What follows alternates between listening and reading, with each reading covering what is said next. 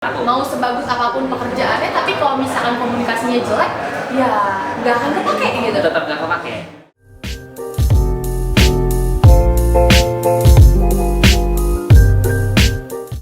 Halo teman-teman semua, selamat datang kembali di ngobrol-ngobrol berbobot.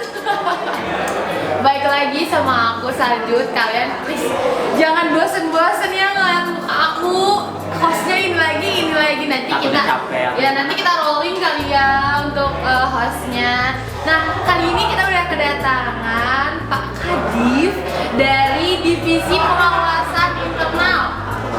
Coba kenalin dulu kali ya, perkenalan diri. Kita kenalan dulu kali ya. Iya. Kenal maka kata saya. Tak kenal maka tak aruf kalau di Oh sini. iya, di Indonesia tak kenal maka tak aruf. Iya. Jadi mari kita taruhkan dulu. Ouch. Halo, kenalin semuanya, nama saya Muhammad Rafli Kusuma. Biasa dipanggil Rafli atau Acil. Saya selaku anggota dari Divisi Pengawas Internal. Kadif kali bukan anggota. Di DPI sendiri lebih ngejelasinnya kayak itu tuh gak ada kadif-kadifan Iya. internalnya. Oh, iya. Cuman keperluan aja. Keperluan di struktural. Betul, nanti kita bakal jelasin deh. Oke. Oh, angkatan berapa Kang Acil? Aku dari angkatan 2019, sekarang baru nginjek semester 5. Kayaknya akan ngambil kekhususan pidana sih. Wow, tuh teman-teman di rumah juga yang mau masuk pidana boleh ini ya, boleh calling Calling kan ya, mungkin nanya-nanya ya, padahal baru masuk juga. Ya udah siap banget gitu ya mengambil kekhususan pidana. Pede banget tuh dia. Wow. Oh ya, Kang Acil sendiri ini tuh baru ya? Baru. DPI itu termasuk divisi baru di demokrasi. Boleh nggak sih kayak kenalin dulu DPI itu apa? Oh, boleh. Kita kenal dulu sama DPI-nya kali ya. DPI atau panjangannya sih Divisi Pengawas Internal. Dari namanya sendiri udah jelas ya, pengawas internal. Tapi kita tuh di sini ngawasinnya bukan cuman kayak yang kalau ada masalah atau kayak gitu. Kita tuh bukan ibaratnya polisi yang nangkep penjahat. Wow. Kalau misalnya kalian SMA, kalian biasa curhat-curhat, kalian biasa ngobrol-ngobrol atau ada keluhan, mengurus sesuatu yang bermasalah, ibarat gitu tuh konselingnya di SMA gitu. Cuman karena mungkin di ranah organisasi ini butuh apa ya? Butuh konseling karena nggak selamanya orang itu Baik-baik saja. Baik-baik saja. Kita juga nggak tahu organisasi. kondisi ibaratnya kalau disebut mental ya disebut mental. Kita tuh nggak tahu gitu mental dari anggota-anggota yang lain karena makin lama itu juga menurut aku ngaruh banget sih. Ya tekanan buat anggota-anggotanya buat kinerjanya nanti ke depan gitu sih. Jadi biar lebih apa ya, lebih dibawa asik aja. Dibawa asik gitu aja. Ya. Kalau DPI sendiri Iya. gitu ya. Biar kalau ada apa-apa, yuk kita ngobrol bareng-bareng, kita duduk, bareng-bareng. kita ngopi, santai, beresin masalahnya kayak gitu ya. Iya. Terus kalau misalkan untuk tugas dan wewenang gitu, tugas dan wewenang DPI sendiri itu apa sih? Kita tuh dikasih tugas yang pertama, kita tuh yang jelas dan sama juga ngawasin internal. Nah, wewenang kita itu kita tuh sebenarnya lebih kayak private. Kalau misalnya dalam hukum sih disebutnya biasanya perdata gitu. Kayak perdatanya lah kita. Perorangan. Kalau di hukum ada somasi, kita juga kayak somasi lah ibaratnya.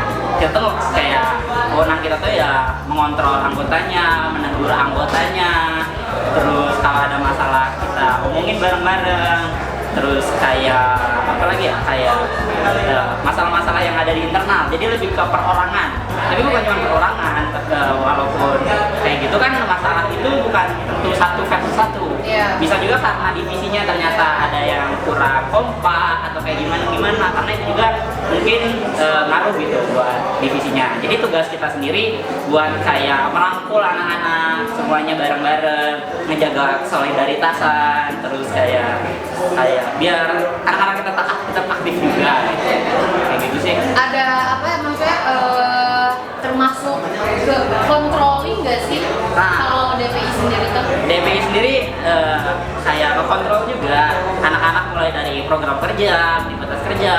Tapi bukan cuma kayak gitu. Kalau kayak gitu mungkin kita bakal kayak wah itu tuh pemaksaan banget nih.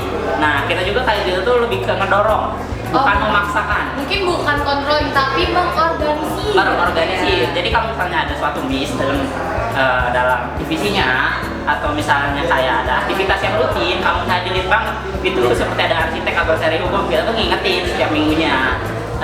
ini jangan lupa nih ada ini, jangan lupa nih ada ini, atau mungkin nanya gimana nih arsitnya kayak gini, ada kendala atau enggak, takutnya ada susah, mungkin bisa diobrolin. Karena kadang kendala itu bukan karena susah atau enggaknya, tapi karena hubungannya juga. Kan kita kerja di sini bareng-bareng, kita ini satu tim, kita ini satu organisasi, nggak mungkin dong kita kerja sendiri-sendiri. Kita harus dapat manfaat buat seluruh organisasinya, bukan cuma dari perorangannya aja. Jadi semua kita harus rangkul. Oke. Perlu banget berarti ya sebenarnya divisi ini tuh krusial gitu ya sebenarnya. Harusnya dari awal itu memang sudah ada DPI gitu ya, tapi alhamdulillah sekarang sudah terbentuk gitu ya DPI ini. Sudah terbentuk DPI sih. Ya. Oke, kalau untuk dari DPI sendiri ini proker dan akernya ke depan yang akan digarap atau ya kayaknya kalian juga udah ada apa ya, udah ada gambaran gitu ke depan itu mau nerapin apa aja gitu di demokrasi ini. Kalau buat program kerja sebenarnya kita tuh cuma sedikit, hampir dibilang tidak ada program kerja karena kebanyakan dari DPI sendiri itu aktivitas kerja yang dimana kita tuh ngelakuin itu tiap bulan, bukan tiap bulan, bahkan bisa dibilang tiap hari, tiap minggu kita tuh ngelakuin itu karena kita nggak bisa ngelos divisi-divisi lain, karena ketika nanti divisinya kita los, kita tidak melakukan aktivitas kerja kita, otomatis semua divisinya juga bisa terkena dampaknya. Jadi kita lebih memfokuskan ke aktivitas kerja. Tapi mungkin buat program kerja kita ada yang pertama mungkin ada makrab. Kita pengen ada makrab karena dengan makrab ini kita juga bakal apa ya, kayak mempererat lah silaturahmi dari anggota-anggota demokrasi, lebih kayak chemistry-nya dapet bareng-bareng. Terkadang dengan makrab kayak gini kita tuh yang pendiam atau yang nggak bisa berkomunikasi itu kita jadi ikut berkomunikasi gitu, lebih nggak tahu tiba-tiba akrab aja gitu. Mau nggak sih kan dalam satu malam gitu kalau kita diem aja juga nggak mungkin. Nggak mungkin gitu kan, jadi kayak awkward. Kalau nggak mau kita harus menyelami orang-orang juga yang ada di situ. Kayak ngobrol-ngobrol yang lebih serius. Makin malam kadang makin serius. Makin deep talk. Makin deep talk. Kalau kata orang-orang pillow talk. Cuman yang kita pillow talknya banyak kan. Kayak gitu. Berarti mungkin akan diadakan makrab buat program kerja. Kalau buat aktivitas kerja yang pertama kita ada controlling, yang pastinya. Controlling itu buat mengontrol dari departemen-departemennya, dari tiap minggu, tiap hari, atau setiap ada program kerja. Terus yang kedua kita ada namanya ini apa? Namanya Pekan Olahraga Demokrasi. Nah, di mana Pekan Olahraga Demokrasi itu karena kita tuh butuh liburan terkadang. Nah, dengan pekan olahraga ini kita juga bisa ngebentuk, diharapkan ngebentuk ke berlangsungan anak-anak gitu yang jago olahraga atau kayak gimana gitu. Kadang emang buat sehat juga, kadang olahraga itu penting buat refleksi. Selain itu juga kita juga bakal mungkin nanti ada kayak collab sama media dan komunikasi. Kita bakal ada collab nih sama Medcom. Nama ini aktivitas kerjanya adalah random call. Wow, random call. Nama artinya adalah random call. Di sini random call ini kita nelponin anggota-anggota demokrasi secara random. Kita nawarin dia untuk cerita, untuk ngobrol, untuk curhat, atau mungkin sekedar cerita-cerita mengeluarkan keluh kesah gitu. Karena mungkin dengan random call ini kita bisa mengerti setiap anggotanya yang mungkin diam. Kenapa aku mau collab sama Medcom? Karena dengan dibantu Medcom mungkin dari random call itu bisa jadi konten yang bermanfaat lah ibaratnya Mbak ya. Emang hidup itu penuh dengan konten. Kalau sekarang zaman TikTok, nah buat TikTok kayak gitu. Terus aktivitas kerja kita yang pastinya nggak akan kelupaan. Yang pertama ada rapat umum. Rapat umum itu rapat dari seluruh anggota demokrasi, yang dimana rapat umum ini buat menjelaskan gitu apa aja sih yang udah dilakuin dari setiap departemennya, divisi-divisinya di bulan itu gitu, buat ngejelasin kayak gimana juga gitu. Oke, berkaitan tadi sama divisi-divisi gitu kan DPI ini. Tapi untuk ke top mem dan ketua dan wakil ketua di demokrasi ini, DPI punya wewenang juga nggak sih di dalamnya gitu? Mungkin kalau misalnya disebut punya wewenang, mungkin ada, tapi lebih ke bukan mengatur, kayak tidak menutup kemungkinan ketika top man ataupun ketua yang ternyata melakukan kesalahan, karena mungkin semua anggota juga bisa melakukan kesalahan kayak gitu. Karena kesempurnaan itu hanya milik Allah. Milik Allah gitu kan. Jadi di sini orang-orang tuh bisa ceritanya itu bukan tentang anggota lagi, tapi mungkin karena kinerja dari ketuanya. Jadi kita tuh di sini sebagai DPI memperlakukan anggotanya tuh adil kayak gitu sih. Jadi mungkin tetap ada. Oke, kalau untuk sistem sendiri yang akan diterapkan oleh DPI gitu, akan menerapkan sistem seperti apa gitu? Apakah pemaksaan atau kekeluargaan atau gimana gitu untuk merangkul semua anggota demokrasi ini gitu? Kalau dari kita kan, kita tuh di sini ngejaga hubungan-hubungan, alias hubungan antara perorangan, gitu. Jadi kita di sini juga melakukan penerapan yang paling penting, karena menurut aku dalam suatu hubungan yang paling penting adalah komunikasi. Betul, itu dia. Iya, mau itu dalam lingkup apapun menurut aku, karena ketika komunikasinya kacau, maka semuanya juga bakal kacau. Betul. Itu menurut aku. Mau sebagus apapun pekerjaannya, tapi kalau misalkan komunikasinya jelek, ya nggak akan kepake gitu. Tetap nggak kepake. Kayak itu malah kadang miskom atau apa-apa. Jadi kita tuh yang paling jelas makanin komunikasi di sini. Mulai dari anggota, ketua, wakil, topman, pengurus atau semuanya, kita melakukan komunikasi yang baik.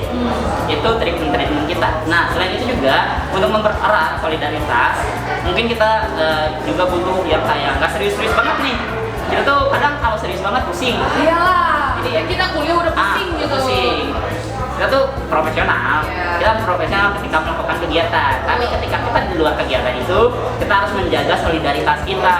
Kita boleh aja saling, ibaratnya saling tanya, saling mengkritiki, tapi itu dalam kerjaan aja. Dalam kehidupan pribadinya janganlah ranah pribadi. Nah, gitu. makanya Kita profesionalitas. untuk membangun yang ranah pribadi itu, kita butuh ibaratnya mah kadang nongkrong. Iya, betul. Karena dengan nongkrong atau ngobrol-ngobrol santai, kita bakal membangun solidaritas, chemistry dari anak-anak demokrasi.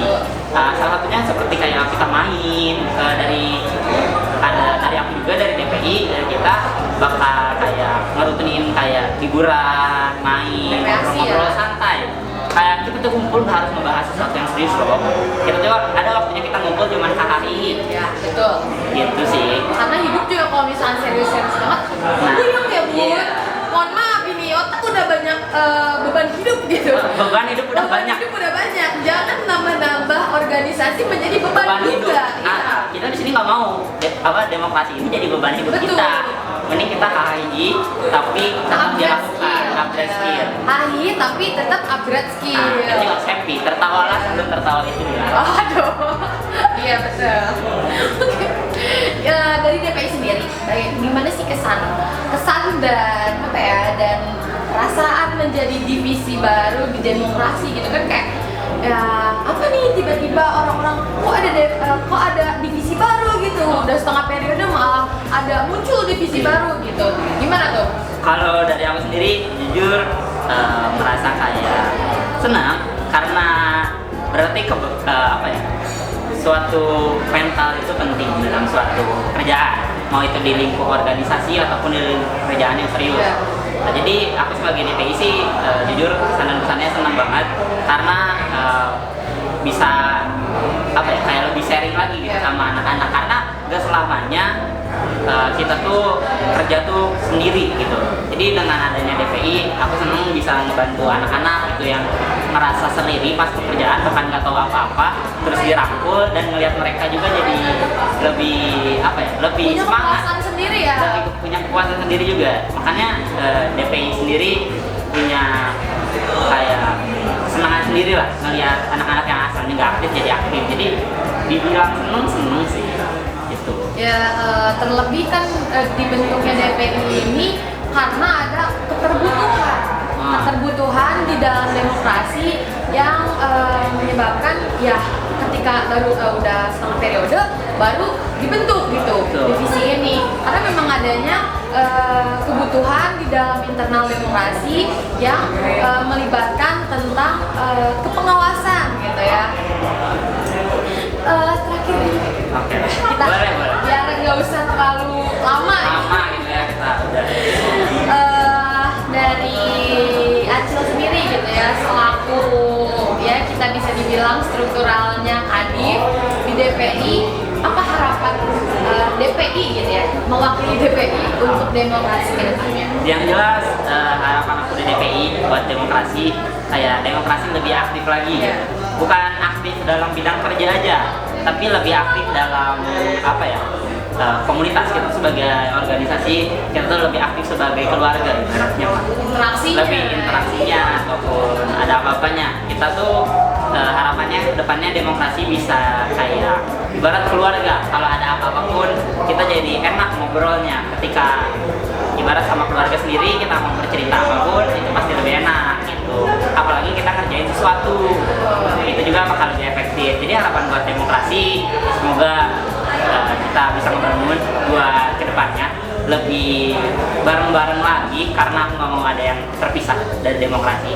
Lebih jangan dari sendiri lah ya, jomblo itu nggak enak. Jomblo Muhammad. Oh iya, maaf.